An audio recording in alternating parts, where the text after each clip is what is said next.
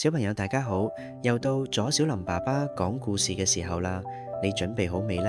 今日想同大家分享一個故事，故事名稱叫做《農夫與獵人》。喺故事入邊會有兩個人物出現，一個係有長遠計劃同準備嘅阿耕叔叔，另一個就係短視嘅阿獵。當中會學到居安思危呢句成語，希望你哋日後可以有所得着。好，唔講咁多啦，故事開始。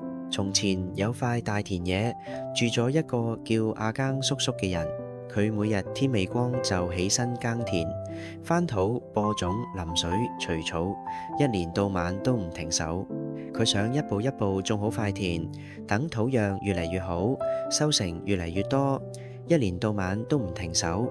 而隔離森林就住咗一個獵人，佢叫阿獵，成日拎住弓箭同陷阱四處打獵。有一日，阿獵經過阿耕叔叔塊田，見阿耕叔叔滿頭大汗，不停咁做，忍唔住笑佢。阿獵就講：喂，阿耕叔叔，你日日咁辛苦種田，賣出去都賺唔到幾多錢喎，不如學我咁，裝個陷阱，捉隻兔仔拎去賣，唔使咁辛苦，慳水慳力。阿耕叔叔抬頭笑笑，就講：阿獵，我種好塊地，將來收成多，到時就冇咁辛苦。要有居安思危嘅心，安穩嘅時候都要諗到可能會有危險出現嘅一日，咁先至安心過日子。阿獵搖一搖頭就再講：你太傻啦，到時再算啦。成個森林咁大，收穫都不知幾豐富，而家梗係享受下先啦。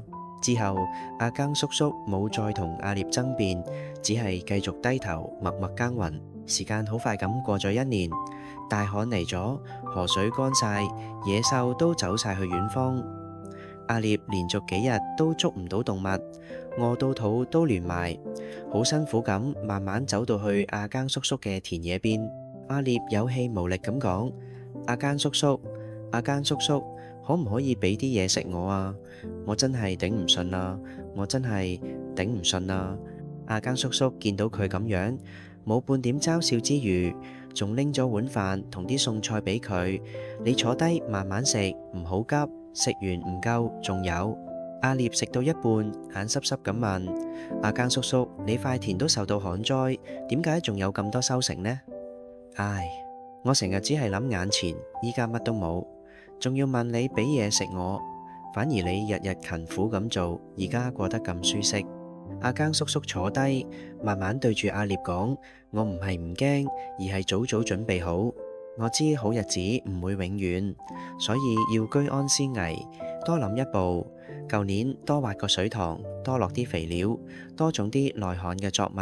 有時我哋眼前看似安穩，當壞日子嚟到時，呢啲提前嘅準備就變成救命嘅水泡，有備無患就係呢一個道理。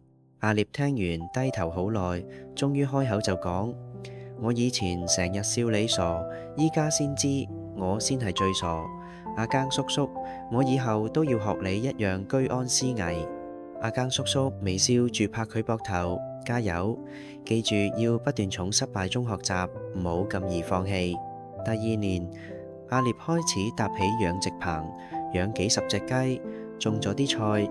阿獵試咗幾個月，有一日興奮咁跑嚟揾阿耕叔叔。阿獵就講：阿耕叔叔，你知唔知我用雞嘅糞便嚟做肥料？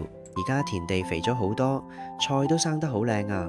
雞又食晒田裏啲蟲，唔使買農藥添啊！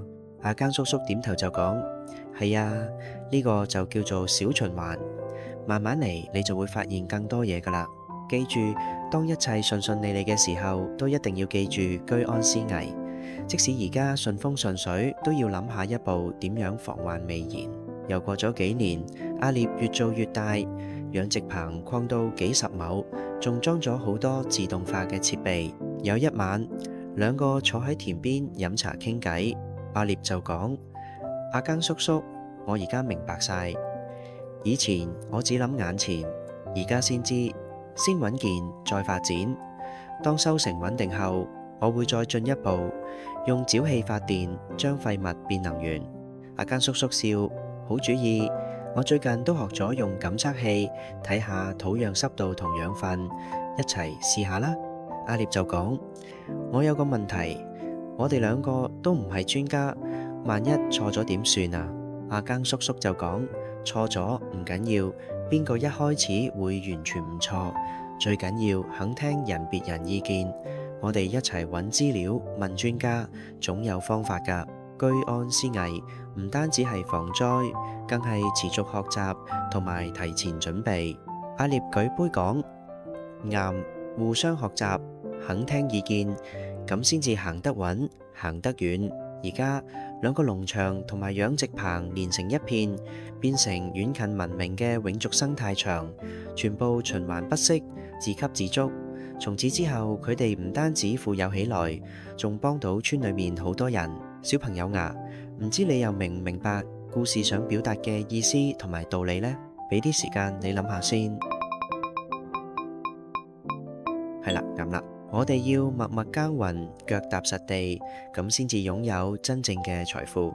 只要肯改、肯學，一樣可以重新開始。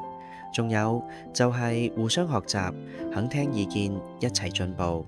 最後記得要學識居安思危，即使安穩嘅時候，都要諗埋日後嘅危機，早日做好準備，同埋學習新知識。咁樣無論世界點變，都穩穩企得住，有備無患，就係最大嘅智慧。如果鍾意小林爸爸講故事嘅影片，就記得訂閱、like 同埋 share 啦。